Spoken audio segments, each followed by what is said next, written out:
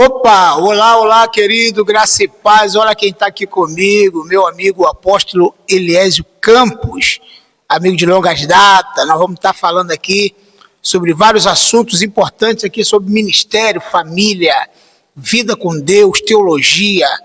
E foi bastante tempo para tentar, né? Embora fiz o convite, recentemente ele já aceitou de cara. Grande amigo. Está aqui comigo o apóstolo Eliésio Campos, do Ministério Um Novo Dia. Como é que é o nome da igreja lá, apóstolo? Missão Apostólica Um Novo Dia. A paz de Deus, boa noite. Deus abençoe sua vida, você que está conosco aí. É uma alegria estar aqui. Maravilha, né? Obrigado. É minha primeira experiência e eu espero corresponder, né, ao convite, à expectativa. Creio que vai ser bênção, em nome de Jesus. Maravilha, vai ser bênção, sim. E quem já estiver ao vivo aí, já vai mandando para a gente um comentário, pode fazer pergunta, quem está preparado para responder aqui a pergunta do pessoal, tá bom? Vai ser maravilhoso, vai ser bênção de Deus. E nesse início a gente fica testando aqui o som, vendo como é que tá, para não pegar ninguém de surpresa aí, para depois me falar, poxa, o som não saiu e tal, estava ruim. Então nós vamos fazer aquele teste básico que a gente faz antes de começar o podcast propriamente dito, tá ok? Então só um teste aqui, para a gente ver como é que tá. Show de bola. Agora, pessoal, vamos comentar. O comentário ele é muito importante. O Facebook ele entende que quando tem comentário, tem participação, tem curtida, o podcast ou a live ela é bastante relevante, então chega em mais pessoas. Então, se você me ajudar, nós vamos estar aí um programa, um podcast bem abençoado, e eu peço você que nos ajude em nome de Jesus. Vamos aguardar algumas pessoas.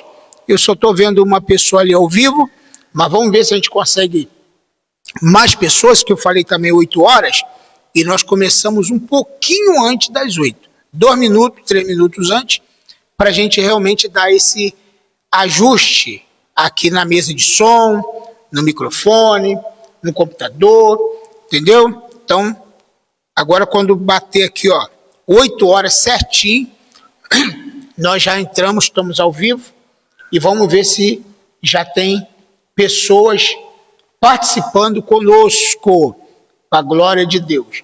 Eu vou dar uma compartilhada aqui, para o apóstolo já também dar a participação dele, e nós vamos fazer umas perguntas aqui para ele, bem interessante. Então, deixa eu só compartilhar com uma turma aqui, deixa eu ver aqui, copiar o link aqui para poder mandar lá o grupo, né, meu grupo aqui, mandar aqui para o Conselho de Pastores, ok? Aqui, mandar para o Conselho de Pastores, Semine. Estou mandando aqui para a nossa igreja, pessoal, membros nossos aqui. Esse link aqui já mostra que estamos ao vivo, ok? Se o senhor quiser entrar lá, no ao vivo, já pode entrar aí, porque aí já acompanha as participações lá no Facebook. Já vai lá no Facebook e já vai entrar lá também. Aqui a Coaderge, bastante pessoas. Nós temos aqui mais ou menos aí umas 1.000 pessoas. É só botar meu nome aí. Vamos ver se está nesse link aqui. Está aqui também, já pode compartilhar. Aí já vai. Isso. Maravilha. E vamos lá. Quem está aqui, tem uma pessoa já ali assistindo ali, só que não falou o nome ainda. Precisa a gente saber quem está com a gente.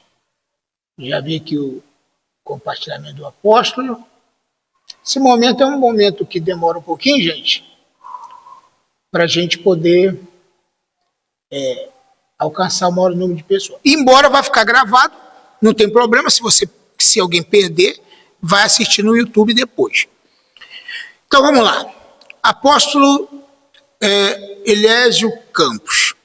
Vamos perguntar primeiramente sobre questão, se é casado, quantos filhos tem. Fala aí sobre sua família um pouquinho pra gente. Sou casado, com certeza. Casado, tenho um casal de filhos, né? Mirelle e Jonathan. Mirelle e Jonathan. Mirelle mora lá em Vila Velha, no Espírito Santo. Que legal. E o Jonathan, meu filho, muito especial, né? E com certeza mora com a gente, é uma bênção em nome de Jesus. Amém. Eu conheço aí essa família maravilhosa, abençoada. E o apóstolo Eliésio, ministério, quantos anos tem de ministério pastoreando, né? Você tem uma caminhada longa aí, né, de ministério, fora de ser pastor, presidente, né? Foi criado na igreja, pai pastor e tudo. Mas como é que é o ministério, Novo Dia, como é que é? Como pastoreando a igreja, Pastoreando, né? Eu estou aí há 25 anos pastoreando a igreja, e só é uma igreja, né? Missão Apostólica Novo Dia, e muitas experiências, Maravilha. muitas coisas boas, muitos desafios, né? Algumas dificuldades, Com certeza. mas estamos aí lutando, continuo na luta, né? Glória a Deus. Amém. A primeira pergunta que eu quero fazer é o seguinte, que todo mundo faz essa pergunta. Quando vê um apóstolo, alguns falam, apóstolo não está na Bíblia, o último apóstolo foi os apóstolos de Jesus e tal. Hoje tu é um apóstolo, e como é que é esse negócio de apóstolo, base bíblica, qual é a tua visão sobre isso? Porque tem muita gente nessa dúvida, né? Como é que é? Então, a base bíblica é inegável, né? Porque está na Bíblia. Está na Bíblia. Eu tenho algumas coisas comigo. O que é que acontece? Muita gente está inventando coisas porque elas pensam, graças a Deus todo mundo pensa, né? Com certeza. As pessoas pensam, criam algumas teorias por aquilo que elas pensam. Pode falar que eu vou só ajustar aqui.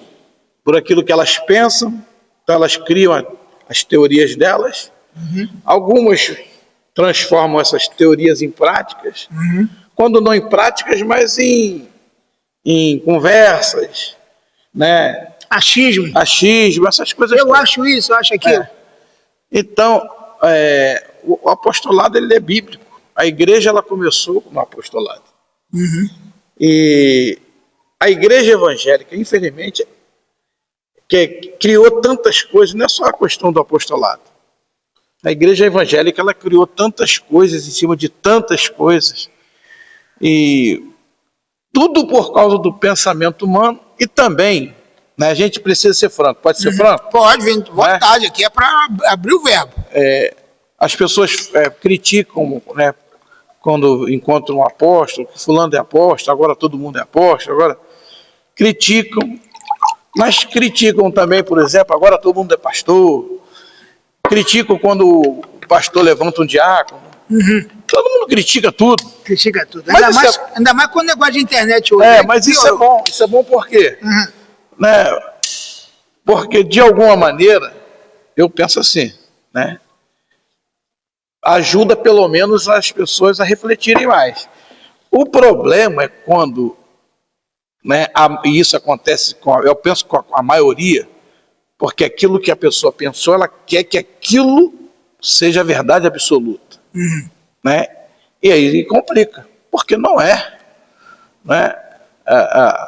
Aquilo que a pessoa idealizou, ela pensou, ela acha, ela criou na mente dela, ela pega versículos bíblicos, né, isolados e cria um montão de teoria.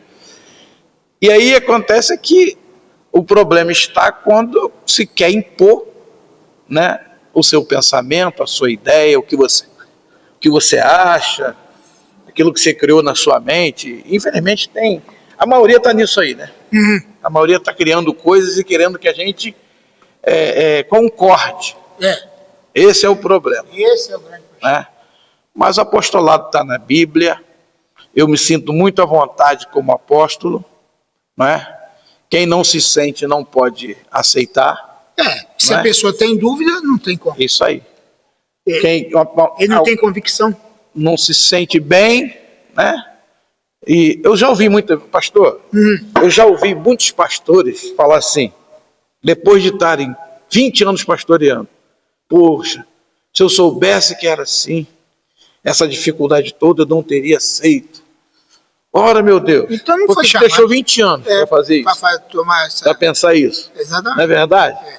Então, essas questões, eu penso que elas são muito individuais, né? Porque provém do pensamento, do que eu acho, do que a minha alma aceita ou não aceita. Mas se a pessoa, né, não está à vontade, seja pastor, diáconos, presbíteros, evangelistas, porque para mim, pastor, olha para mim. Pode falar. Para mim, eu acredito que tudo é questão de título. Só título. Só título. Isso não... Em que o apóstolo é maior que o pastor? Isso que eu ia te perguntar, porque a questão da... Tem gente que acha que é o seguinte, você é apóstolo para ser maior do que o camarada, ele era tão humildezinho, ele foi consagrado apóstolo, ele agora ele é o maior.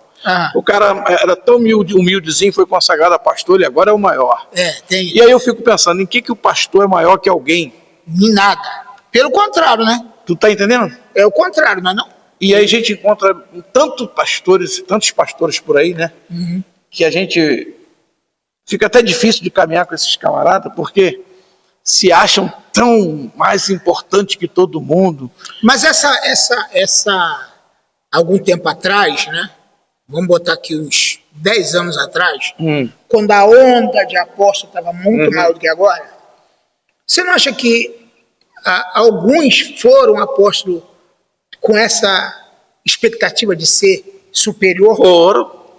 Não foram por chamada, foram porque realmente... Superior, por vaidade. Por vaidade. Pastor, você é pastor. A gente conhece muitos pastores aí.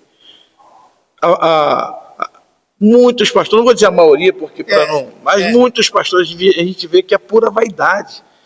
E que, de verdade, eles se acham mais importantes do que os outros. Alguns porque tem... Eu posso falar mesmo? Pode. E alguns aí, têm ministério grande. Independente de ser pastor ou apóstolo. O cara, porque tem uma igreja, né, com um determinado número de pessoas, ele se acha mais importante do que aquele que está com 50 pessoas ali. Isso é verdade. Ele é o mais importante. Sabe por que se criou isto? Porque as pessoas julgam que se tem 10 pessoas, Deus não está ali. E essa obra é fraca, tem 10 pessoas só. Esse pastor não está com nada. Esse pastor não está com nada, é um fracassado. Que coisa, hein? Existe mesmo. É porque olham para... Pode falar. Olham para o reino... Chega só um pouquinho para cá para a gente... Olha para o reino de Deus como se fosse uma empresa, um empreendimento. Então, uma pessoa que é capaz de olhar para um ministério que está ali há 2 anos, 3 anos, 15 anos, não sei, mas que não conseguiu romper, e aí a gente sabe que são muitas coisas que... Existem vários fatores, né? E aí julgam esse ministério, esse pastor, como um fracasso. Outro dia eu estava vendo na internet um programa, uma mentoria, igrejas que crescem, igrejas que não rompem. Quer dizer, aí o cara falando, que eu não vou falar quem é, mas está na internet lá, por 10 motivos por que as igrejas não crescem. Aí o cara tem uma igreja com 20 mil, 30 mil membros. Então, pelo falar, já julga que a gente que tem um número de membros menor, talvez não esteja com nada. É isso que você está dizendo. É verdade. Sabe, a grande questão é o seguinte. A gente vê a diferença entre o pastor, por essência, sabe? Pastor por essência, ele foi chamado, ele vive, né, para a obra de Deus. E o camarada que tem o nome de pastor e que, na verdade, ele é um empresário no reino. Ele se aproveitou... Gosta de ostentar, então, se mostrar. Ele se aproveitou né, do reino de Deus, porque o reino de Deus é muito rico, abençoado. O reino de Deus é muito rico. Com certeza. É muito rico. E como todas as coisas, o reino de Deus também, né, tem aqueles que desenvolvem e aqueles que não desenvolvem. E a grande questão é, o camarada que entra no reino de Deus, abraça o reino de Deus como uma empresa, como um empreendimento, né? Ele vai se dar bem, rapaz. Vai se dar bem. Os exemplos estão aí. Então aí. Os caras, o problema está no como o povo enxerga isso. Aí que está a questão. Porque o povo olha para esses camaradas como se esses camaradas fosse o dono, né, da verdade, fossem grandes homens de Deus, profetas da nação. Isso. Os maiores, os melhores. O que ele falar pode ser uma heresia, mas tem peso. Tu tá entendendo? E o que a gente fala não vale nada. É isso aí. É verdade. Aí, é isso aí. Eu tô com 61 anos de idade. 61 anos de idade, 61 anos dentro do evangelho, nasci, né, meu pai já estava no ministério, e fui criado no ministério, passei por todas as etapas dentro da igreja, dentro do ministério, né? E alguém olha para mim, porque não conhece, nem quer conhecer a minha história, não é? Porque ele julga o que você é hoje. Então, não quer conhecer. Não, ele não quer conhecer a história. Né? E eu estou falando de mim, mas eu está dando exemplo de vários. De vários, de todo mundo que está aí, da maioria. Eu estou nessa maioria. Na verdade, é a maioria. É a maioria. E aí o que acontece? Eles nos julgam, né? Mas sem saber a nossa história. E eu vou te falar uma coisa. 90% dos pastores mais honestos, sinceros e homens de Deus, cumpridor dos seus deveres de família, estão na igreja menores. São. Claro, pô. Não, ué. Sabe o que eu aprendi? A gente aprendeu muita coisa. Não é possível que a gente não tenha aprendido nada, né? E eu estou falando aí, quem está nos escutando sabe disso. E já tem bastante gente aqui, depois eu vou ler o comentário. Cada um tem as suas experiências, né? Cada um tem as suas experiências e tal. Todo mundo tem experiência para contar. A verdade é que nos ensinaram, nos forjaram, nos formaram para enxergar as coisas de um jeito só. Isso é importante. Hein? Você está entendendo? Olha aí que assunto, gente. Vai comentando aí. Quanto mais antigo a pessoa estiver dentro do evangelho, é mais difícil de você engolir certas coisas? Não, conseguir mostrar para ela. Eu estou falando de coisa que eu tenho certeza que tem um montão de gente me criticando. Né? Com certeza. Porque o cara é grandão, o cara é tal, esse é um homem de Deus de verdade. Aí eu fico perguntando, e a gente pode olhar para a maioria delas, 90% das igrejas que estão aí estourando aí, elas têm dinheiro, têm muito luxo, todo mundo, né? Equipamento tá tudo bombando, como eles dizem, né? Aí eu pergunto, e os milagres? Você está entendendo? Não tem milagre. Não tem. Cadê milagre? E os milagres? E outra coisa,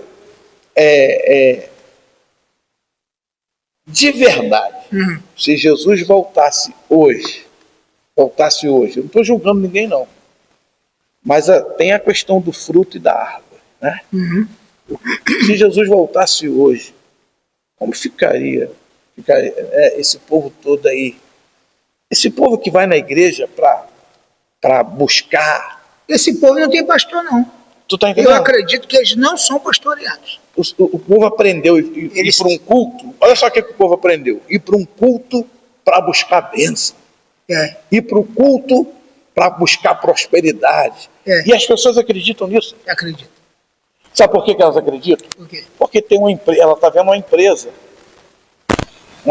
que está estourando, uma empresa que deu certo, que tem tudo do bom e do melhor, que o pastorzão bonzão lá, ele anda num carro de 300 mil, 500 mil reais, e as pessoas humildes que eu digo, né, com menos recursos, elas olham para isso, elas acreditam nisso. Que sucesso é aquilo. Você está entendendo?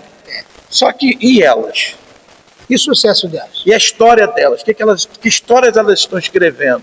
O que elas estão vivendo? E aí é muito fácil para os pastores, para esses camaradas aí, eu não vou falar nem pastor não, vou falar para esses camaradas aí, é um montão deles, é muito fácil para eles convencer esse povo de que eles, sabe, porque isso não começou agora, eles se aproveitaram de algo que está sendo plantado há muito tempo, mano. Há muito tempo, há muito tempo que os milagres deixaram de existir. Pessoal, vai compartilhando aí que o assunto está interessante, eu já vi aqui gente falando aqui, ó, assunto bom. Aqui, ó, a Elda Maceta falando, eu gosto desses assuntos. A Sandra Maria, Deus abençoe sempre vocês. Pastor Amém. Josias Maceta falando. Fala, Pastor Josias, Elda, Deus abençoe. Pastor Ivanil Simões, eles nos julgam pelo número de membros que temos em nossa igreja. Quem está falando é verdade, cara. Verdade pura. E continuando aqui, nós estamos aí com algumas pessoas participando. Por exemplo, eu já falei aqui que as pessoas têm que escolher uma igreja, porque eles escolhem igreja pelos status, né? A igreja tem que ter ar-condicionado, tem que ter estacionamento, tem que ter um playground para as crianças, tem que ter isso, tem que ter aquilo, tem que ter aquilo, mas não quer saber do caráter do pastor. Então, é porque o que acontece? As pessoas mudam de igreja, né, de congregação, né? Muito fácil, eles mudam de congregação. E não tem problema nenhum isso. Não. Você não está se sentindo bem num lugar, não é? Você tem as opções aí. O grande problema é que elas acham que elas chegam na igreja, né, e o pastor não quer saber quem elas são.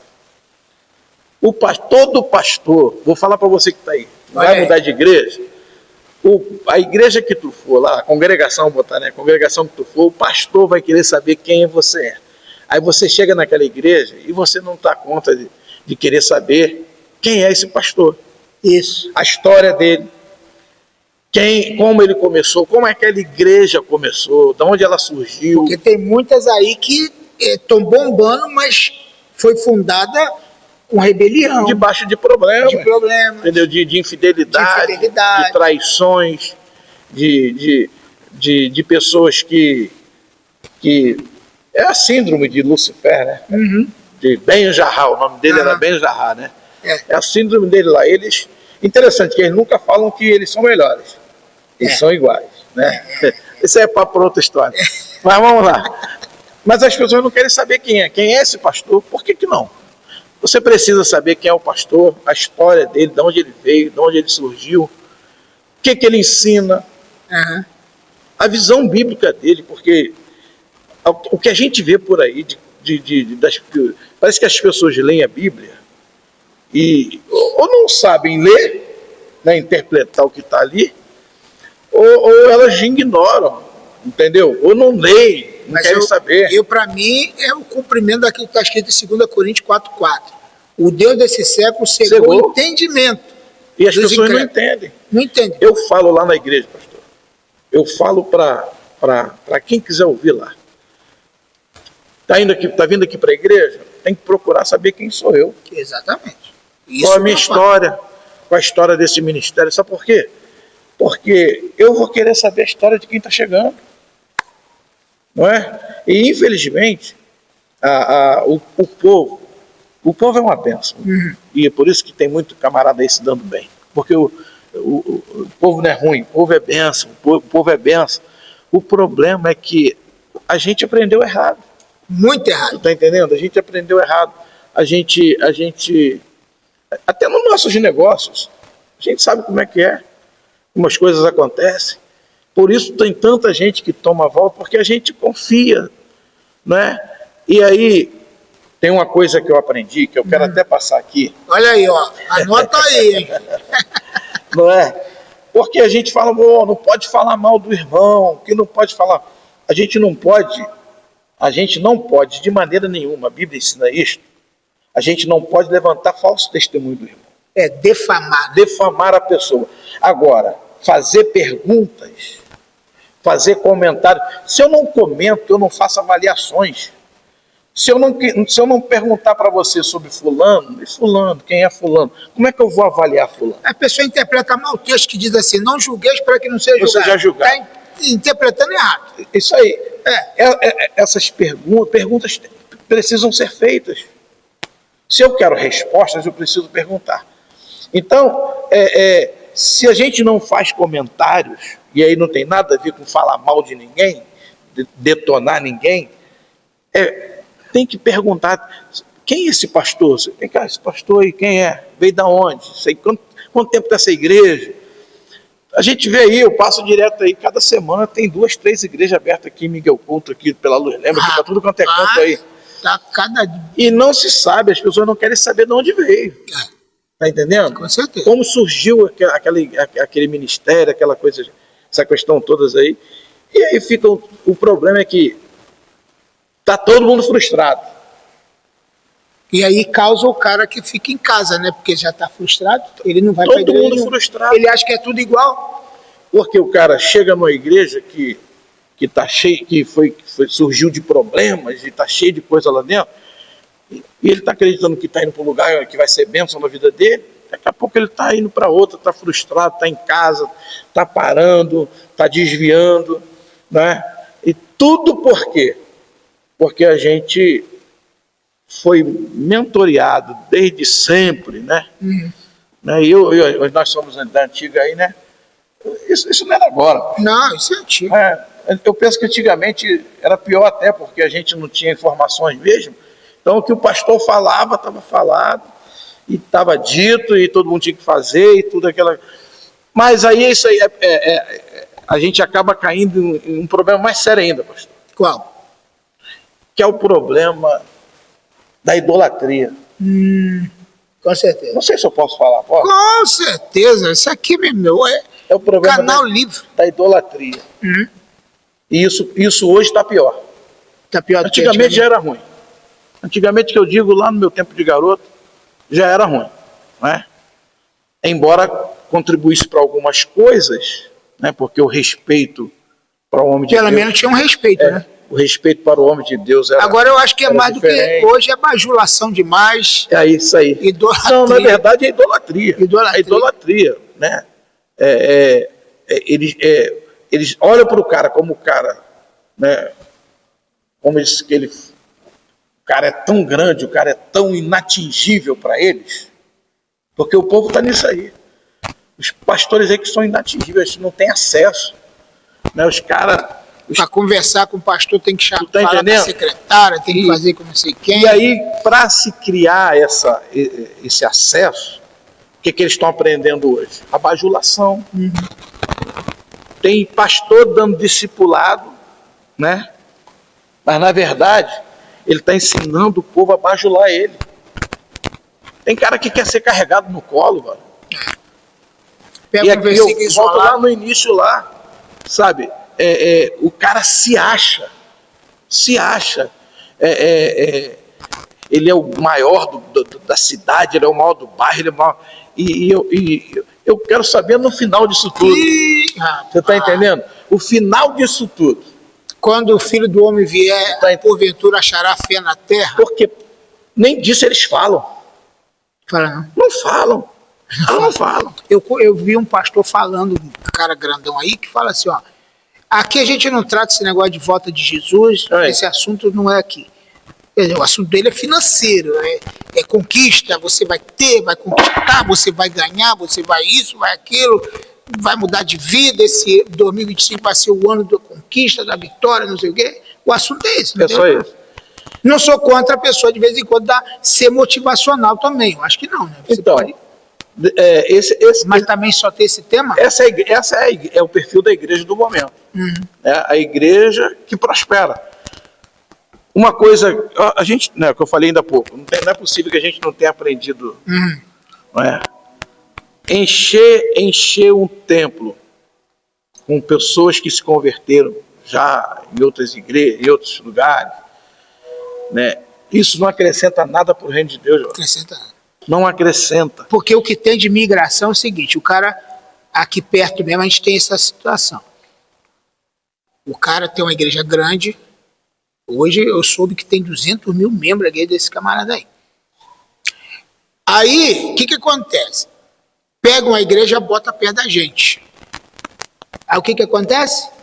Ele ganhou essa turma toda Não, que tá lá. ninguém. Ganhou ninguém, todo mundo Então, migrou para lá. ele não contribuiu para o reino de Deus, não contribuiu em nada. Ele está contribuindo para ele. Para ele, porque tirou gente da igreja dos outros, que já estava assim, poxa, aqui meu pastor é uma bênção, mas aí surgiu ali, ele vai para lá. Então, o problema é que eu vou falar, ninguém fala nisso. Ninguém vai lá nisso. Ninguém fala nisso. Porque o cara não está botando uma igreja na nossa cidade, no nosso bairro, para ganhar alma para Jesus e contribuir com a nossa. Ele nem vai trabalhar para isso. Nem vai trabalhar. Ele bota na mídia. E eu estou falando... Inauguração da igreja tal, em tal lugar. Abençoado, tem um carinha que está fazendo isso hoje, que ele não tem ninguém. Ele está pensando desse jeito também. Ele está pensando desse jeito. Ele está pensando, eu vou abrir aqui, vai vir gente. E pior que eles falam assim, ó, Deus vai trazer. Aí chega pra cá, você tá sumido lá. Como se Deus tivesse desocupado, e aí porque não está fazendo nada, eu vou mandar ele fulano mudar de igreja, passar para essa congregação que está abrindo agora. Vai tocar no coração dos outros. Tá entendendo? Como e ainda fala assim, Deus vai mandar só empresário para cá. E aí? É isso. Ele está querendo pescar no aquário dos outros e empresário. Não, mas ele está trabalhando para isso. Para isso. Para isso ele está trabalhando. Para ganhar almas, não estão. Eles não estão trabalhando para isso. Mano. Infelizmente, ó, essa é a maior verdade. Sabe quem trabalha para ganhar almas? É o pastor que está ali no bairro ali. O pastor, 15 anos, 20 anos, 30 anos. O pastor que tem que trabalhar fora, né? Você está entendendo? O pastor que sai pelas ruas do bairro, que visita as pessoas em casa, o pastor que tem um projeto, né, dentro da congregação dele para ganhar vidas, para trazer novas pessoas para o reino de Deus, esses ganham alma. Amém. Vamos para outra fase agora? Amém, vamos lá. Vamos para outra fase, que o assunto está até bom, mas a gente pode mudar aqui um pouquinho. Deixa eu perguntar aqui uma coisa. Erros e acertos do seu ministério. O que tu fez no início e não faria de novo? O que mudou de lá para cá? Qual foi? Fala para mim. Então, claro que a gente erra muito. Com certeza. Né? Então, todos nós. São 25 anos pastorando a igreja e com certeza eu cometi muitos erros. Mas tem erros que são fundamentais. Né? E um dos erros que eu cometi, e que eu penso que a maioria dos pastores aí cometem, eu estou falando pastores. Não é o cristão em si. Essa turma que está aí, que diz que é pastor. Não. De pastores mesmo, esses homem aí, de pelo Deus. contrário, esses aí... Esses estão querendo errar mesmo. Não é questão de errar. Você vai entender. Um grande erro que eu cometi foi pegar a minha vida. A minha vida, eu digo a minha vida, família, né, o meu tempo, a minha atenção, e ter colocado tudo isto, de toda a atenção, de todo o cuidado, de tudo que eu tinha que fazer pela minha vida, pela minha família, eu coloquei no reino. Colocou no reino. Entre aspas. Né? Eu coloquei na congregação. Eu coloquei na atenção à igreja, os irmãos. Tu tá entendendo? Eu deixei de dar atenção e cuidado para minha família, e eu penso que um montão faz isso. Eu não vou falar a maioria porque eu posso pecar, mas tem muitos pastores. E sabe qual é o problema? É que quando a gente dá conta disso, você já perdeu tanto nessa área que para recuperar é difícil. Não recupera. Não recupera mais. Não recupera. Já foi? Não recupera. O que você vai fazer agora? Você vai tentar trabalhar, se desdobrar agora, né, já com uma certa idade, para você tentar viver algumas coisas que você deixou para trás. Deixou com a família, deixou... Então, a família, ela sofre muito com isso. Não estou falando só... Família de pastor sofre. Mas por quê, pastor? Porque se entrega muito. Isso aí, porque o pastor se entrega muito. E, infelizmente, não nos ensinaram como a gente deveria fazer as coisas. Eu, por exemplo, eu sempre falo, quando eu dou um conselho para alguém que me pede, né? Diz que o conselho fosse bom, não era dado, era vendido. Uhum. Eu digo o seguinte: primeiro, Deus, acima de qualquer coisa. Segundo, você, porque você tem que estar bem. Tem que estar bem. Tem jeito. Não tem jeito, tem que ter saúde, tem que ter disposição física.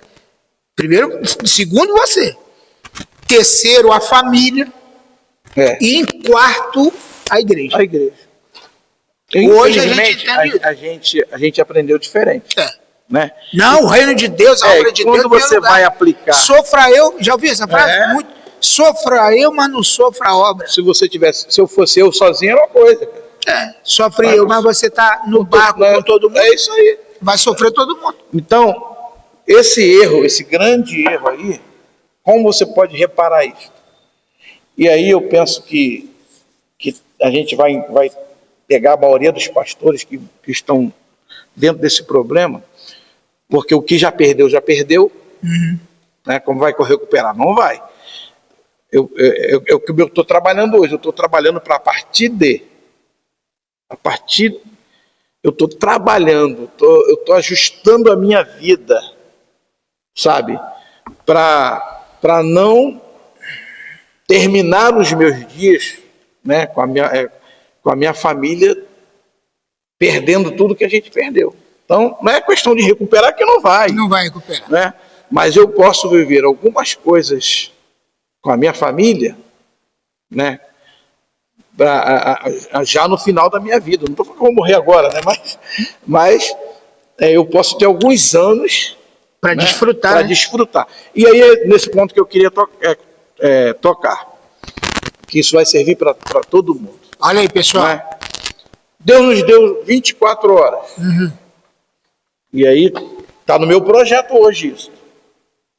Que na verdade teria que estar no meu projeto lá, né? Teriam que ter me ensinado isso lá, mas não me ensinaram, né? Deus nos deu 24 horas. Dessas 24 horas eu tenho que trabalhar, descansar e desfrutar. Eu não estou falando eu, todos nós. Todos nós. Todo ser humano precisa disso. Só que a gente só aprendeu a trabalhar e descansar muito mal.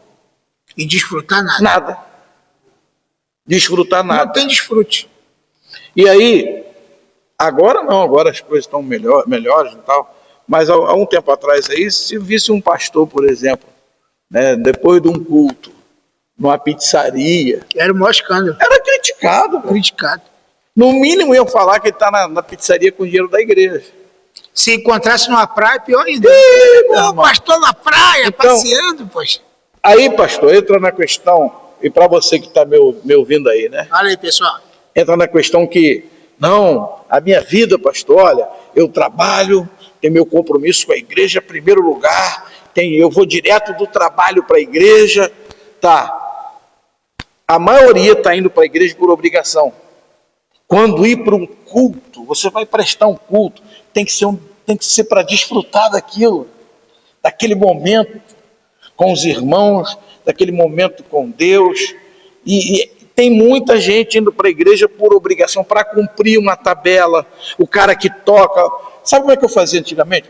Para mim, antigamente, eu estou falando alguns anos atrás, um pastor faltar um culto, eu ficava tiririca. Eu queria matar o sujeito.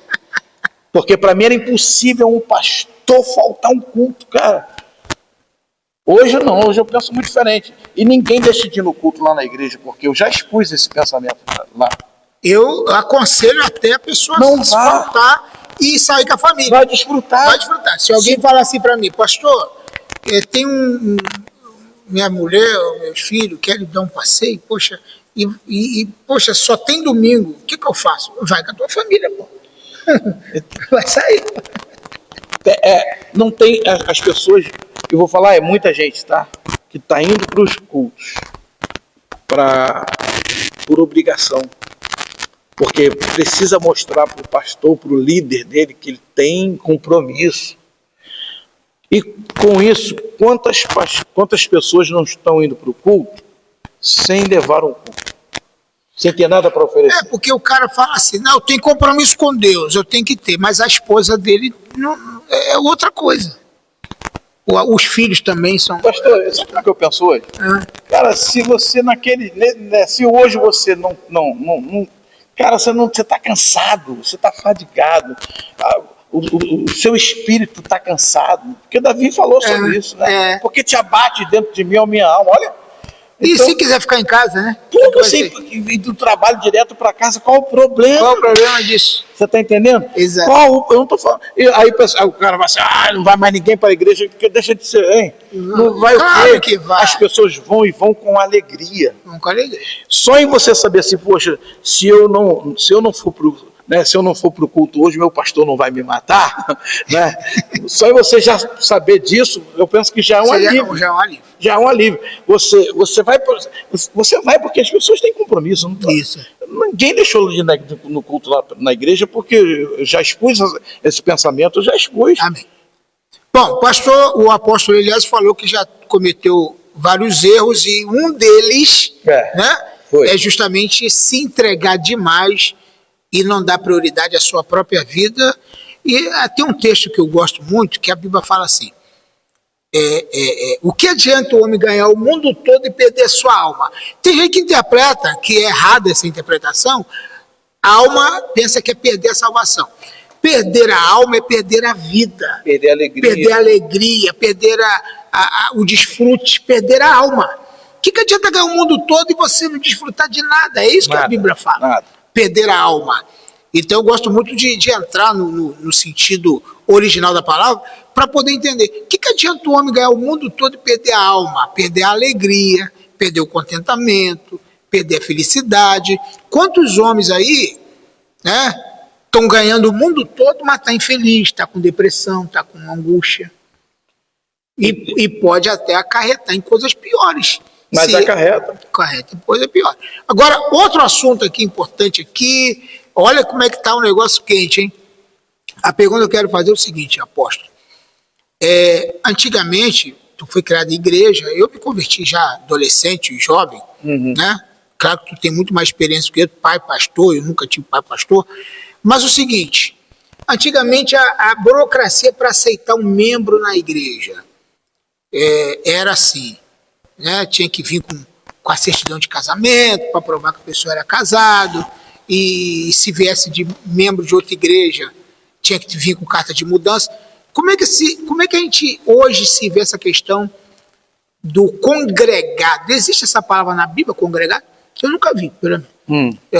E perguntar para ti o seguinte, como é que tu recebe? A pessoa mora 10 anos com alguém e por acaso ele não foi casado no cartório. Como é que é hoje o seu entendimento sobre isso? Você batiza, recebe como membro? Então, a gente tem que ir para a palavra de Deus, certo? Com certeza. Então, essa hora está cheia de gente, né? Cheia de gente que tem as suas definições, as suas conclusões, mas a gente tem que ir para a Bíblia. Para a Bíblia, para a palavra. O que é casamento na Bíblia? É o homem se unir à mulher, se tornarem ambos uma só carne, e morar debaixo do mesmo teto, e constituir família. Isso é casamento, não é? É o que a Bíblia fala. Só que, infelizmente, as pessoas... E aí a gente tem que levar a coisa mais lá, né, no passado, porque é o que se aprendeu. Não tinha outra informação. Não tinha esclarecimento. Mas, ainda hoje, com todas as informações que tem gente assim. Tem o cara que ele não está com a Bíblia. Ele está com a religiosidade. O que é a religião? É verdade. Né? O que é a denominação? A minha igreja, eles falam assim, né? Minha igreja, aqui é assim. Então, não é questão de pensamento. Né? Eu não vou colocar aqui o meu pensamento, vou colocar... É que a nossa regra de fé é a verdade, a Bíblia. A Bíblia. Casamento é união entre homem e mulher, independente de mim, de você, de quem quer que seja. Ninguém pode se meter nisso. Isso. E cartório não casa ninguém. Eu fico bobo que as pessoas valorizam, né? Algo que nasceu agora. Cartório, registrar casamento é de 1909. Isso. Em 1911 foi que passou a valer essa lei. E o que acontece? As pessoas têm o cartório. Qual a função do cartório? É registrar o casamento. Só isso. Não casa ninguém. Quem casou foi os dois ali, se juntaram, mesmo que seja só na palavra, ainda não teve junção de corpos, os dois estão apalavrados, estão aliançados, estão casados. E eles vão no cartório, né? E aí faz o registro disso, e se não fizer, qual o problema? Se não fizer, está casado do mesmo jeito. Vou te falar, nem na questão civil tem problema. Não tem. Porque ninguém vai ser preso por isso, né? Um concurso público, mas tem, o carinha que não registrou o casamento dele aqui, ele vai passar a vida inteira mesmo sem fazer concurso público, cara. Você está entendendo? O grande problema é que, em vez de aplicar tempo para esclarecer as pessoas à luz da palavra, eles colocam as exigências, as regras. Se você quiser, muito bem. Se você não quiser, é assim. Aqui é assim e tal. Ou não sabem de verdade, porque eu acredito que tem pastor que não sabe, né? Ele lê mal, interpreta mal. Aprendeu do jeito lá que ensinaram para ele lá, e ele que acredita naquilo até hoje. Ele já fez um montão de discípulos também com o mesmo pensamento, só que a realidade de fato, e aí a gente não tem como fugir disso, o casamento é o que a Bíblia te ensina. E outra coisa, o cartório não casa ninguém, como cartório não faz nascer bebê, pô. Com certeza. Para você registrar um bebê, ele tem que nascer primeiro. Leva a mulher grávida lá no cartório para ver se vão registrar o bebê. Ele vai ter que nascer primeiro. Por que registra o casamento? Porque já aconteceu. Os dois estão apalavrados. Aí registrou. Pronto. Vai lá e registra. E se a pessoa não registrar, qual o problema? Qual o problema? Uma vez, abençoado, chegou uma família lá na igreja que meu pai pastoreava, e hoje meu irmão mais velho pastoreia. Chegou uma família vindo de uma outra igreja, de outra congregação, e era uma família, o pai, a mãe, um monte de filhos já adolescentes e tal. Eles chegaram lá na igreja, e foi a primeira vez porque meu pai estava um passo à frente da geração dele, né? E esse pessoal chegou, eles foram conversar com meu pai, e conversaram lá na sala de minha casa, da nossa casa lá. E aí eles falaram, não, que a gente veio da igreja tal, e não fomos aceitos lá porque nós não temos casamento registrado. Não é? Uma família já constituída. Uma família, um casamento, 20 anos, 30 anos, sei lá, de casado.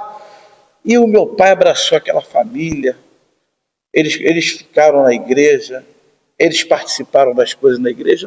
Eu não lembro se eles foram membros da igreja, não posso falar isso, né? Não sei como é que foi feito, mas eles ficaram. Meu pai, não, pode ficar. E eles trabalharam, contribuíram para a obra, eles ajudaram a ganhar vidas, sabe? Enquanto a gente sabe da história, né? Quantos pastores que botaram tantas pessoas aqui, você não pode ficar. As pessoas sabem para onde foram? Para o mundo. Eu quero ver quem vai dar conta da alma dele. Quem vai dar conta? Você está entendendo? Não é que a gente está vulgarizando a coisa. Só que as pessoas precisam saber a verdade. Eu tinha uma irmã na igreja que eu congreguei, a minha primeira igreja, que tinha duas lá, irmãs que não participavam da ceia porque dizia que estava amaziada, né? Estava amaziada. As irmãs já velhinhas, já senhoras.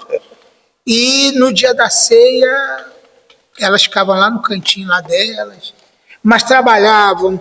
Uma dirigia oração, outra regia o conjunto das irmãs, evangelizava, oravam, mas nascer não podia. E como é que é esse negócio? A ceia? Nascer. É porque para muita gente a ceia é um ritual super santo.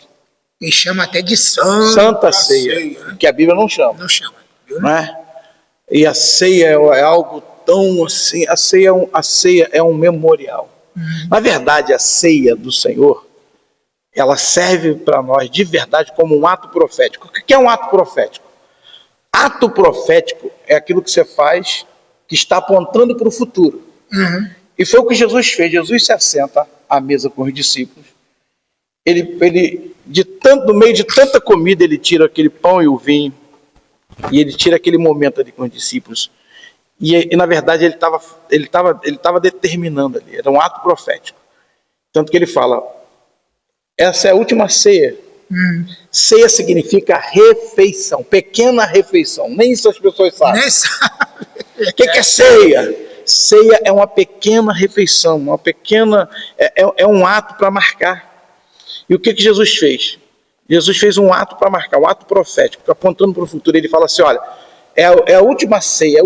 Na verdade, ele está dizendo, é a última vez que eu estou comendo com vocês. E eu só vou comer com vocês quando vocês estiverem comigo lá no meu reino. E as pessoas, elas desconhecem, elas não sabem disso. E elas colocam a ceia como um... Pega aquele pão, acha que é o corpo de Jesus. É um ritual. Caramba, isso aqui é o corpo, isso aqui é o sangue. Para ameaçar. Você vai... Cuidado, vai morrer se você... Gente, é tão fácil esclarecer as pessoas. E, pastor, vou falar um negócio para você. Uma pessoa esclarecida, ela não faz errado. Não faz. Não faz. Uma pessoa que foi ensinada... Criança, por exemplo. Eu ia tocar nesse assunto. Então, se uma criança não pode comer aquele pão e aquele... Ninguém pode. Se uma criança... Não tem nenhum adulto, nenhum ser humano adulto debaixo dessa terra que possa... debaixo dessa terra não, debaixo desse céu. Que possa participar daquilo. Porque a igreja fala assim, criança não pode tocar nisso aqui, porque isso aqui é santo. E que santidade tem naquilo ali? Santo somos nós. Ou não, né? Ou não. Tem um montão aí que não está santo em nada. E a criança, como você está dizendo, Jesus falou, quem não fizer como essa criança não vai entrar no reino de Deus. Qual a maldade que tem uma criança? 5 anos, 6 anos, 7 anos, 2 anos. Hein? Qual o problema das crianças? Aqui todo mundo participa. Criança, vem criança participar. Lá na igreja também. Porque esse negócio de ficar, dá a uvinha só, aí tem uva. Aí tá. Eu queria saber o que os pastores fazem. Pelo amor de Deus. Essa pastorada toda aí, o que eles fazem depois com aquele pão que sobra e com aquele suco que sobra? Rapaz, se ele leva para casa, se ele joga na privada, se ele enterra. Antigamente eu vi um assunto desse na igreja que eu congreguei. Era assim. Como é que faz, pastor, com o restante disso aqui? Aí o pastor, não, tem que enterrar. Por que tem que enterrar, cara? Por que desfazer na água? Desfazer na água na pia da cozinha. Sabe o que eu faço lá na igreja? O pessoal já sabe. O pão que sobe, ermidão. Eu tomo café da manhã no outro dia. Aí, pronto. O melhor café da manhã. Aquele pão gostoso. Oh, meu Deus. Pessoal que está aí assistindo aí, ó.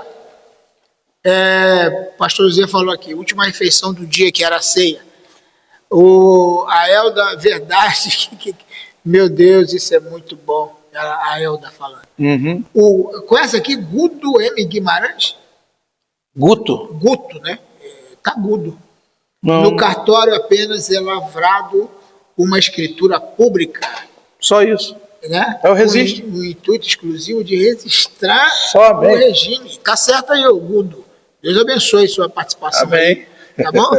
Olha só que assunto interessante. Aí tu entrou na questão da ceia, né, de participação de criança e tal. Como é que você pega... Uma vez chegou aqui um irmão que estava congregando aqui, e as irmãs dele veio de São Paulo, tudo católica. 3 irmãzinhas, solteirona católica. Já velhinha. Aí chegaram aqui no dia da ceia. Aí eu ministrando a ceia e tal. O que eu ia falar? Ia dizer que ela não podia? Não, tem que deixar um pouco. A ceia não é santa? Então bota o santo em cima deles. Então a senhora, tudo ali, católica, veio visitar a família, né? E veio aqui na igreja. Vou te falar, infelizmente, ainda tem congregações que as pessoas proíbem. São discriminadas. Então. Não pode, porque... E por uma coisa que não é real. Não é real. Porque esse entendimento que eles têm da ceia, a ser santa, é um negócio quase que intocável. Isso não é real. a ceia é um momento... Na verdade, sabe como é que eu entendo? Que é uma celebração muito forte para nós, porque celebra a comunhão, o carinho, a amizade. Exatamente. Sabe? Eu entendo dessa maneira. Celebra... Se fosse todo dia não teria problema, se fosse uma vez por semana não teria problema, se fosse uma vez por ano não teria problema. Só que tem que ser feito com o entendimento certo. Celebra isto, celebra a comunhão que a gente tem com Cristo. Aí é o que diz Paulo, né? Muitos comem e bebem indignamente porque comem para a sua própria condenação, não discernindo, não entendendo. Não entendendo. Que porque discernindo é isso. Eles colocam as coisas para condenar a si mesmo. E a Bíblia fala assim, ó, bendito o homem, ó, bendito é feliz, alegre, né? É o homem que não se condena naquilo que é em sua própria consciência. Ou seja, eu não posso pegar aquilo que a Bíblia não traz como condenação para mim, eu mesmo trazer como condenação para mim. Aí vem a questão do registro de casamento. Quantas pessoas já foram julgadas e condenadas por falta de registrar o casamento? Olha, muita gente. Muito. Quantas pessoas já foram julgadas e condenadas porque você não pode participar da ceia, sabe? E quantas não abandonaram a Jesus, abandonaram a fé, ficaram frustradas, e tem muita gente que morreu. Sim. Você está entendendo? Fora do evangelho por causa disso. Eu penso que a misericórdia de Deus é muito grande, né? Então eu penso que muita gente vai ter muita surpresa lá na glória, tá? Vai. Com certeza. Muito bom o assunto aqui, interessante. E, rapaz, já vai para 1 hora já, hein? É mesmo? Já vai para 1 hora. E o pessoal é o seguinte, porque aqui esse tipo de podcast é podcast que dá pano para manga, meu irmão. A experiência, são muitas experiências de vida, de ministério, teológica. E agora eu vou entrar no último assunto aqui, ou no penúltimo, se eu não lembrar de outro. Amém. O divórcio. Porque é o seguinte, o cara lê lá na Bíblia,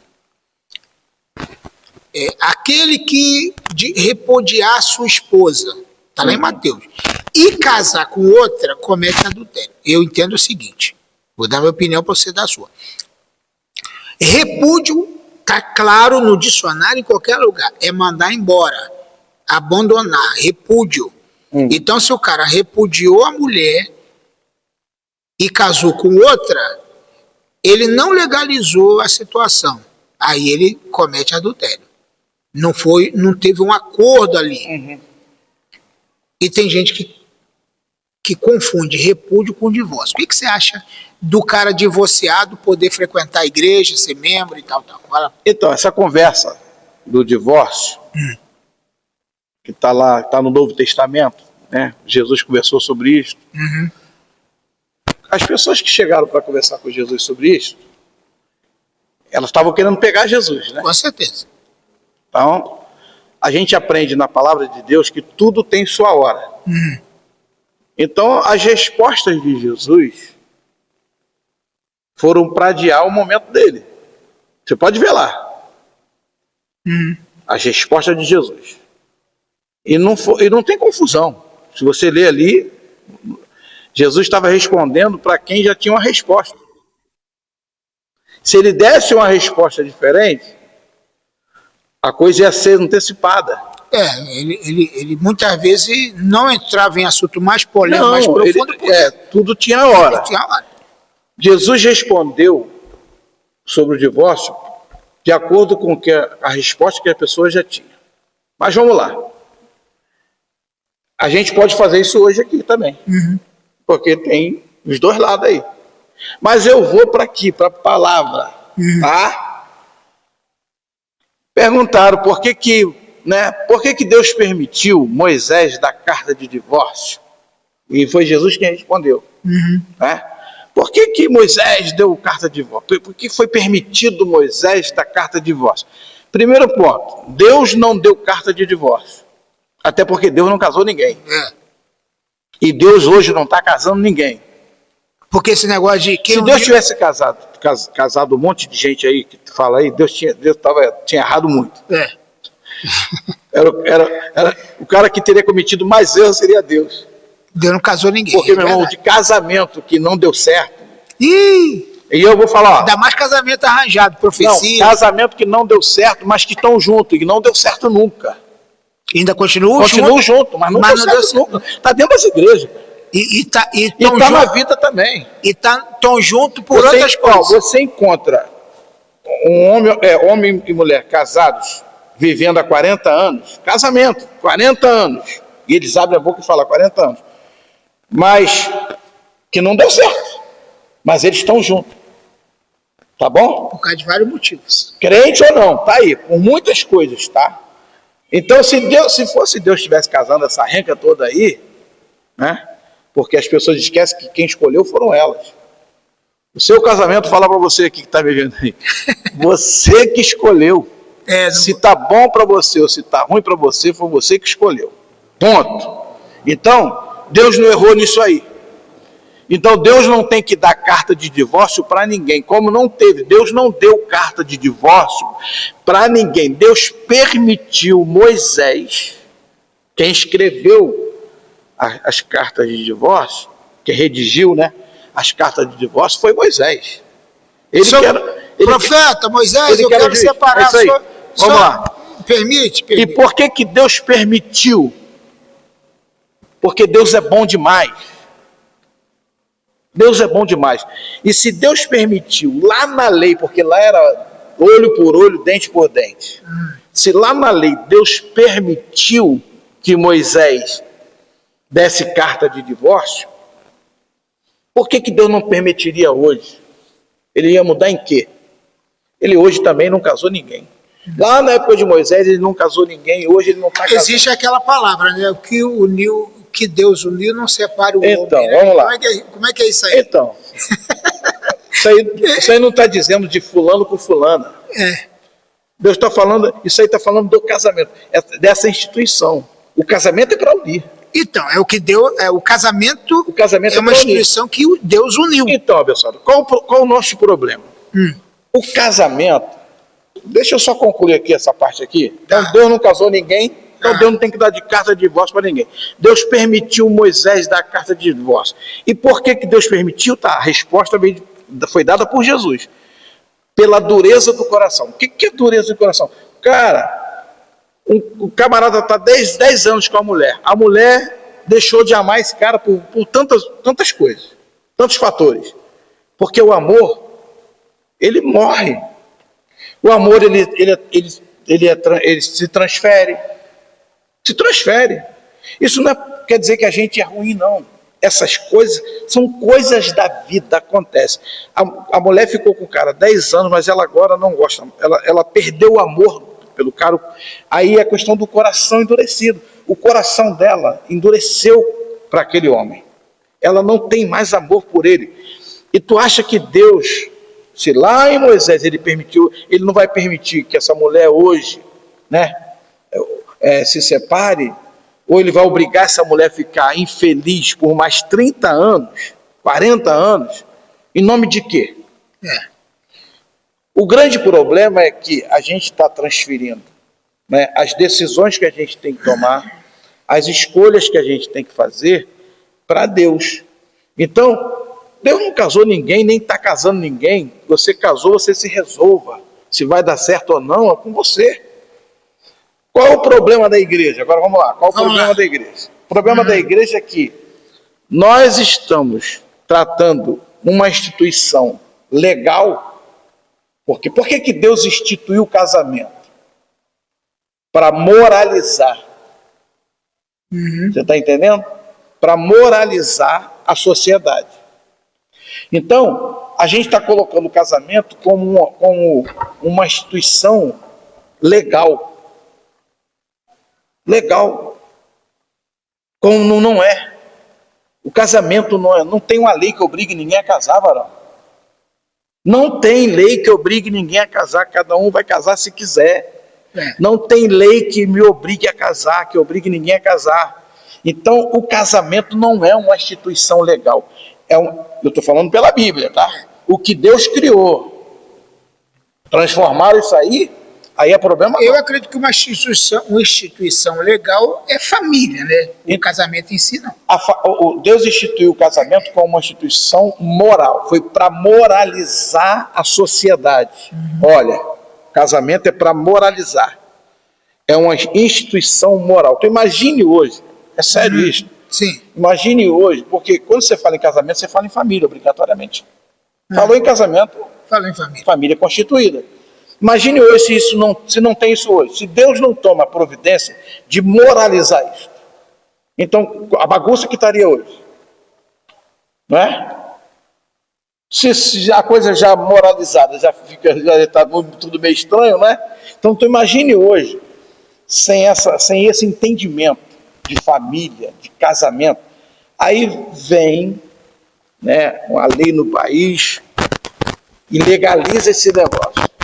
O casamento deixou de ser moral para ser legal. Infelizmente, o que mais errou nisso foi a igreja. Porque a igreja tomou para si o casamento de verdade como uma instituição moral. Vale mais para a igreja um papel assinado do que uma família constituída. E de que é uma vida familiar bem ajustada, bem bacana. Estou falando. Vale mais um papel assinado. A mulher chega assim para o pastor e fala assim: pastor, não estou aguentando mais esse homem, pastor. Ele me agride, ele me bate, ele me ofende. Tem que ir para a cadeia. Ele me estupra. Tem que ir para a cadeia. Aí o que tem que fazer? Aí o pastor fala assim: irmão, vamos orar. Eu já falei aqui com a pessoa: ó, se vir falar comigo, eu vou lá na delegacia depois desse cara. Posso contar um testemunho? Pode contar. Era um domingo de manhã, eu estava na igreja. Entrou uma irmã que estava frequentando a nossa igreja lá. Frequentando ela, já estava membrada na igreja lá. Ela entrou, rapaz, me pedindo para falar comigo, eu atendi ela no gabinete. Ela falou assim: pastor, meu marido está desde sexta-feira dentro do meu quarto com 2 mulheres e eu estou cozinhando, saindo para comprar as coisas na rua e tal, só que agora eu vim aqui porque eu não estou aguentando isso. O que eu faço? Eu falei: aí o que você faz? Como é que você vai ficar com um marido desse? Você tem que largar dele. Eu posso largar dele? Eu falei: você pode? Não, você tem que largar dele. Deve. Aí ela contou a história, eu já tinha quebrado os 2 braços dela, as 2 pernas dele. Eu falei assim: você tinha que colocar ele na cadeia. Mas sabe qual é o entendimento que ela tinha? Não, porque eu quero estar na igreja certinho, então eu não posso me separar dele. Eu falei: não, você tem que se separar. Separou dele. Ela saiu dali e não voltou mais para a casa de onde ele estava, acabou com o negócio. Você está entendendo? Esse cara, infelizmente, ele até andou numa igreja aí e tal, mas infelizmente era carta marcada e mataram ele dentro da casa lá, dele mesmo lá. Mas alguém tinha ensinado para ela que ela não podia separar. Ela Fala tinha sério. que sofrer Você está entendendo? Eu conheço outra história. Meu Deus. O camarada batia na mulher, a mulher toda semana tomava uma coça do marido. E era crente, os 2 eram crentes. E aí ela chegou pro pastor dela e falou assim: vou separar e tal. E disse: se eu separar, eu vou ter que te excluir e tal. Ela: não vou separar, separou. E o pastor excluiu ela. E ela separou, né? Com um determinado tempo, ela começou a voltar para a casa de Deus. Aí o pastor recebeu ela, estava separada, ia fazer o quê? Né? Recebeu ela de novo, ela passou a ser membro da igreja de novo. Aí o camarada voltou para a igreja. Começou a rodar lá na igreja, tal, fingiu que estava certinho. Aí o pastor, olha, com a maior das boas intenções: volta, minha irmã, papai, é família, tal. Ela não queria, porque ela conhecia o sujeito, né? Mas ela acabou cedendo.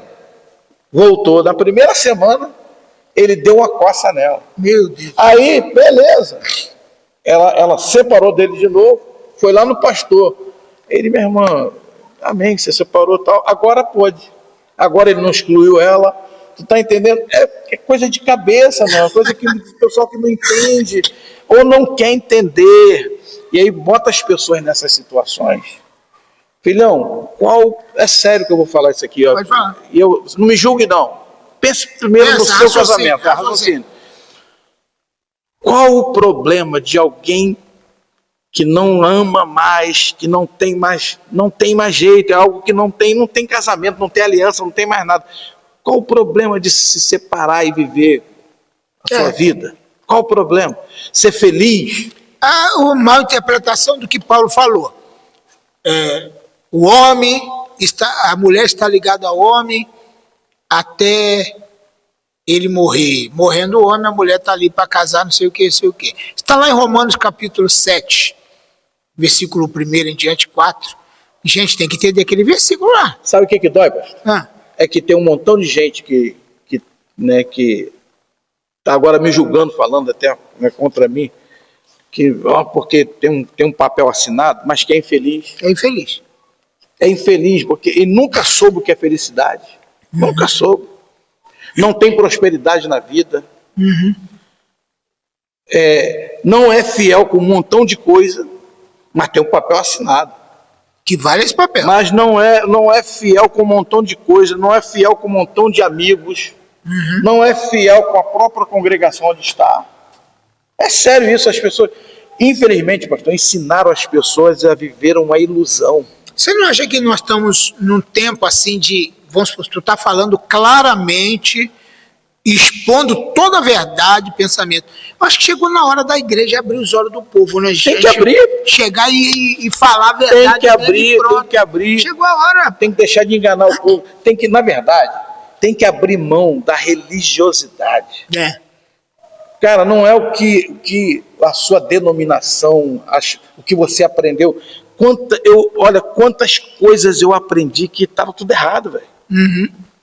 E que eu tive que consertar. Só que tu pega um cara cascudo para consertar o negócio é meio ruim de sair da gente. Só que a gente tem que fazer essa força. Tem que fazer. E analisar as coisas, se colocar no lugar do outro, sabe? Facilitar a entrada das pessoas no reino de Deus não significa que a gente vai menosprezar o reino, diminuir o reino, tratar o reino de Deus vulgarmente, não é nada disso.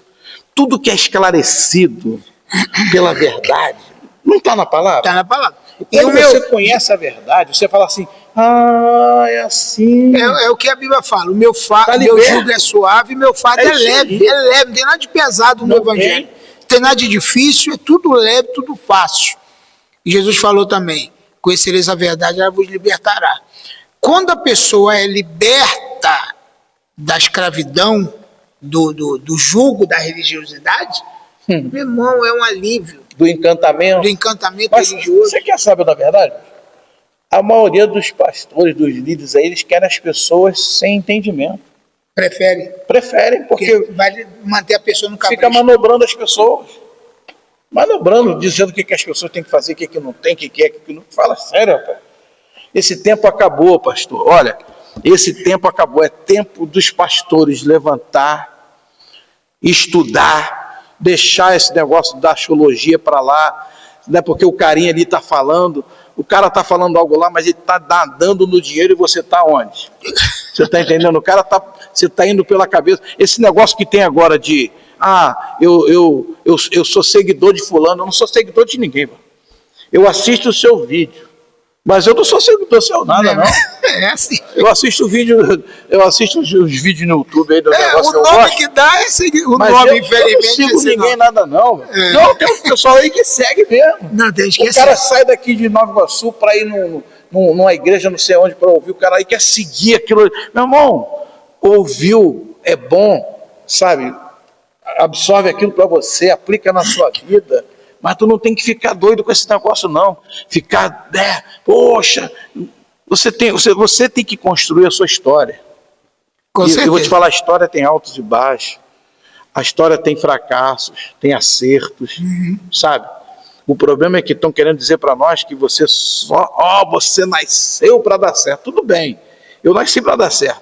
Mas eu vou dar errado em algumas coisas. Vai dar, claro, sabe? Claro. Tem gente aí hoje, aí, ó. Eu estava saindo de casa, eu estou escutando. Estava escutando lá em casa, lá, né? Uma reportagem lá, o cara está aí no Brasil, aí, um dos maiores do Brasil aí, né? Deu certo, mas agora tá dando errado. Tá dando errado. O nego tá no pé dele. Tá dando errado. Tá com multa de 25 milhões, não sei o que lá, e gente, vamos cair na real. Escreva a sua história, sabe? com aquilo que o Senhor está colocando na sua vida, no seu coração, com a verdade da palavra, ó, a verdade da palavra. Não fica querendo mostrar uma coisa que você não é. Sabe o que eu estava ouvindo ontem? Eu estava passando, e aí parei ali, que está acontecendo, a gente não está percebendo. Mas as pessoas que saíram das nossas igrejas, e foram para as igrejas megas, né? Comigo ainda não aconteceu, mas vai acontecer. Estão retornando para as pequenas igrejas. Os pequenos ministérios. Estão retornando porque estão vendo a verdade. Estão vendo que, na verdade, lá, o cara sai pela porta dos fundos, antes de acabar o culto. E a gente sai pela porta da frente, fala com todo mundo. É isso aí. Encontra na rua e bate papo com os irmãos. Enquanto eles, você não vê. Sabe, porque eles aprenderam o quê? Que pastoreiam do púlpito. Ninguém pastoreia ninguém no púlpito. Né, não existe. Não tem isso. O púlpito não é um lugar de pastoreio. Ninguém é pastoreado pelo púlpito. Ninguém. É relacionamento, é dia a dia. Sabe?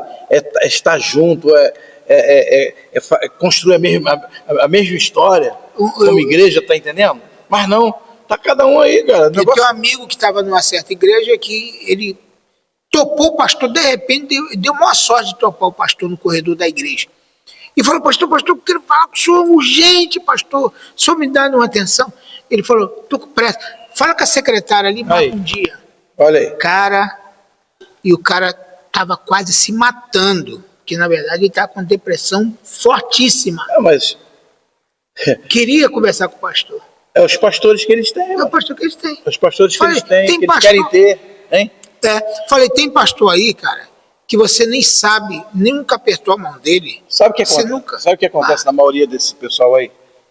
A maioria desse pessoal quer chegar num lugar lotado, sentar lá atrás, não ser notado e ir embora, porque na verdade está faltando compromisso. Não é comigo, não é com a congregação, não. É compromisso com a palavra de Deus.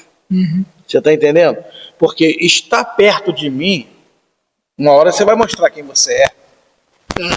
Eu vou mostrar para você quem eu sou. Está perto, está correndo risco. Isso vai acontecer, inevitável. Então a maioria hoje não quer andar perto não, varão. Você está entendendo? Eles querem chegar lá, ó, bater a palma deles, acham que, porque o negócio que ele tem para fazer essa semana, né, que vai dar certo, é negócio, cara. É negócio. Você tá entendendo? E dá certo qualquer um, né, cara? Só porque ele foi no culto e levantou a mão lá, vai dar certo, pai. Ou vai dar errado. Posso contar uma experiência? Pode, vontade. Um camarada ricão de Miguel Couto, ele chegou para mim na porta da igreja com um envelope. E ele falou assim, ô pastor, eu quero falar com o senhor e tal. Eu falei, pode falar. Ele falou assim, pô, vim aqui para o senhor orar por mim, né? Pastor, porque eu vou falir. Eu falei, vai falir por quê, mano? Vou falir, pastor. O negócio tá brabo. Mas eu vim aqui, ó, se orar por mim, eu trouxe uma oferta. Eu falei assim, ó, tu pode pegar a sua oferta e eu não vou orar por ti, não. Porque tu vai falir do mesmo jeito. Será que vai acontecer um milagre só porque você vai dar oferta? Falei, varão, te ensinaram errado. O que eu faço, pastor? Eu falei assim, você tem que ver na sua empresa o que você está fazendo errado. O que você está errando lá? Você tem que olhar na sua empresa, quem é que está te roubando? Falei para ele. O que você tá fazendo, trazendo de errado para dentro da sua empresa? Está comprando coisa errada, fazendo coisa errada? É isso que vai te fazer falir, varão. Aí ele ficou me olhando, não postou muito não. Pegou o envelopezinho dele e foi embora. Mas eu não vou levar a culpa de que... E outra coisa, olha aí, pastorzão, escuta aí, hein? Olha aí. Tu recebe a oferta, o cara falha, ele vai lá cobrar de você, hein? E aí, tu vai falar o quê? Tá entendendo? Infelizmente, cara, a gente tá... Eu tô meio que saturado. O pastor Josias tá falando assim, olha os comentários aí, pastor. Estamos olhando aqui, ó. O pastor Ivanil tá falando aqui, ó. Aqui na igreja eu sou o último a sair, o primeiro a chegar. O último a chegar, o último a sair. A Elda está dizendo, eu só quero ir para o céu. Ô, glória! Eu quero fazer certo. Muito bom aprender essas verdades. Amém. Olha aí, que bom, né? É verdade. Outra coisa que ela falou, antigamente era assim mesmo. Deixa eu te falar uma coisa para a gente terminar, porque Senão a gente vai ficar 2 horas. Mais. Vamos lá. Vamos lá. Vamos supor, enquanto tem gente que sonha com megas igrejas, 10 mil, 5 mil membros e tal, não sei o que, não sei o que, não sei o que. Cara, eu sempre acreditei que o modelo bíblico, eu já conversei contigo outro dia sobre isso, o modelo bíblico de um pastor que vai cuidar da ovelha, que ele vai ter condição, é de 100 pessoas. 100 pessoas. Porque fora disso vai sair do controle dele. É claro que ele pode ter uma igreja de 1000 pessoas e formar pastores. Não, ter uma liderança forte. Uma liderança forte, que ele vai subdividir ali a liderança, botar, como o Jetro orientou Moisés, capacitar pessoas para pastorear. A maioria dos pastores não quer capacitar ninguém, não. Ele quer ser absoluto. E também as pessoas não querem estudar, ninguém também não querem ser treinadas. Sabe, feliz é o pastor que está hoje com uma equipe que quer ser treinada, sabe, que quer aprender, e que ele também, porque tá cheio de pastor que não tem como ensinar nada a ninguém, varão. Não tem nada. Fazem as coisas por conta deles, e eles estão aí, e o pior é que eles usam, né, que foi Deus que mandou, que Deus que determinou, que deu nada. São tudo paixões da alma do cara. A alma está cheia de paixões e ele vai lá cumprir as paixões dele. E Deus que está mandando, tá nada, varão. Deus não mandou nada. Estão fazendo um montão de coisa aí como se Deus tivesse mandado, Deus não mandou nada. Deus não pediu nada. Sabe? O cara quer fazer uma igreja de luxo, é Deus que mandou. Quem gosta de luxo é a gente, mano. Deus precisa de quê? Varão, se a gente estivesse reunindo aí num terreno baldio aí, o culto seria tão poderoso quanto em qualquer templo aí. Esse negócio aí de excelência também tem que saber. Deus gosta de excelência. Mas Deus usa ar-condicionado, por exemplo? Por que adianta a igreja cheia de ar-condicionado e cheia de gente estragada lá dentro? Estragada, tem que ter excelência, as cadeiras têm que ser acostumadas. O pastor é estragado porque é um grosso, é um vaidoso, é um cara que está atrás de riqueza, está atrás de ficar rico, está atrás de... Sabe? Não estou falando que isso é errado, não. Mas ele está fazendo isso do reino. Ele está tirando proveito dali do reino. Exatamente. Você está entendendo? Exatamente. Se o cara é um empresário, trabalha isso aí, amém. Glória a Deus. Estou falando desses camaradas aí que tiram do reino mesmo, que faz a vida com o dinheiro da igreja. Isso incomoda, mano. Isso incomoda. Não é possível que uma pessoa não se incomode com isso, que um ser humano não se incomode com isso, sabe? É certo a gente ofertar, a gente dizimar. Eu oferto e dizimo desde quando eu tinha 7 anos de idade, que eu comecei a vender sacolé. Tudo isso é cumprimento da palavra, a gente está obedecendo a palavra de Deus. O problema é esses camaradas que se levantam para usurpar a igreja. E tem cara que está com a igrejinha com 10 pessoas que está usurpando. Tem também. Que não tem diferença do que está com 1.000, com 2.000, 10.000, exatamente, tem também. Você está entendendo? Que a gente podia... Que o cara fala assim, ele não deu certo como pedreiro, como ladrilheiro, como coisa. Sabe uma coisa? Você pastor que vai ser mais certo. Tem gente aí assim, que ele apostou nisso. Caramba, eu sou um péssimo pedreiro, eu sou um péssimo empresário. Eu vou ser pastor. Vai ser pastor. Aí, pronto. Tem gente falando assim, já está acabando? Já está acabando, já está acabando. A gente marca outra aí. Vamos marcar outra. Tem coisa pra caramba pra falar. Tem muita coisa. Entrou um amigo aqui, pastor Nilson e a pastora André, eles não comentaram nada, mas eu sei que estão ali. Amém. Estou vendo eles lá, que eu conheço essa foto aí. Eles também têm um podcast, né? Eu já participei várias vezes com eles. E o que acontece? Pastor Nilson é dessa linha aí, hein? Essa linha que você está falando aí. Amém. Né? Cara de Deus, é lá de Búzios ele. Cara de Deus mesmo, a esposa de Búzios. Tá. Lá da cidade de Búzios. Um amigão. Já pregou aqui. Acho que foi no 23º aniversário aqui da igreja. E um cara, ministro de louvor, meu. Pensa num cara para louvar, adorar a Deus igual esse pastor. Então, um abraço aí, pastor Nilson. Pastora Andréia, Deus abençoe sua vida, seu ministério aí em Búzios. Então, gente, vamos finalizar? Vamos terminar? Que pena, né? Que pena. Tem gente aí, Mas a gente volta, gente. A gente volta. O podcast foi bom. Pensa em um tema, num assunto para a gente trazer. De repente você fala assim, pastor, no próximo com o apóstolo Eliésio, pode falar desse tema assim? Pode falar desse assunto? A gente vai, né? Vai, pô. Com certeza. Vamos falar do assunto. E esse podcast, ele vai para o YouTube. Já amanhã de manhã eu já coloco. Aí você já vai poder ver na sua Smart TV lá, né? Na sua TV. Né? Porque no Facebook não tem como. Tem gente que consegue. Mas no YouTube é mais fácil. Clicou lá, vai aparecer na TV, você vai poder assistir melhor. Tá bom? Não vou fazer corte nenhum aqui, não. Vai ser do jeito que tá aqui. Tá bom? Porque esse negócio de editar, tirar... Não, vou tirar isso que você falou. Não, já falou, tá falado. Vai ser desse jeito. Tá bom, gente? Brigadão aí pela sua participação, pela sua presença. Né? E alguém falando ali, parabéns. Deus abençoe sua vida e estamos juntos. O pastor Ivanil está falando assim, estava muito bom. Amém, pastor Ivanil, tu é também uma bênção de Deus, Deus abençoe. E estamos juntos, meus amigos. Na próxima semana, outros convidados vão estar conosco e nós vamos trazer o apóstolo Eliésio aqui, porque ele não tem filtro não, ele fala... Né? Fala o que tem que falar mesmo. A verdade não precisa ser filtrada, não. Não precisa ser filtrada. Falou a verdade, não precisa filtrar nada. Não precisa filtrar nada. Tá bom, gente? Então Deus abençoe.